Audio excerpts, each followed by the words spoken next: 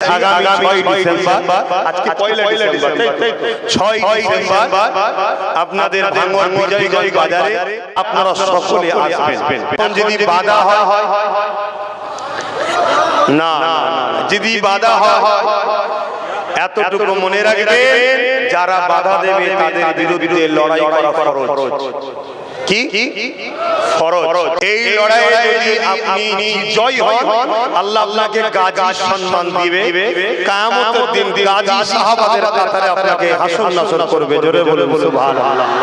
আর যদি এই লড়াইয়ে আপনি ইন্তেকাল করেন, আল্লাহ আপনাকে শহীদের মর্যাদা দেবে। জোরে বলুন সুবহানাল্লাহ।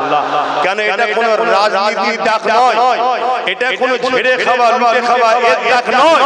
আরে দেশের জন্য হাজারো জীবন দিয়েছি, পরে দেবো থাকলে বিভিন্ন পার্টির জন্য হাজারো জীবন দিয়েছি আমরা, কিন্তু আজকের যে লড়াই, যে ডাক আমরা দিয়েছি, এই ডাক হলো আমার ধর্ম ইসলামের ঐতিহ্যের উপরে আঘাত হয়েছে।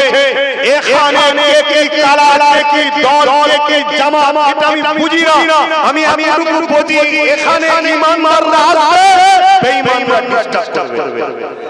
কথা মাথায় ঢুকছে না? ঢোকে না?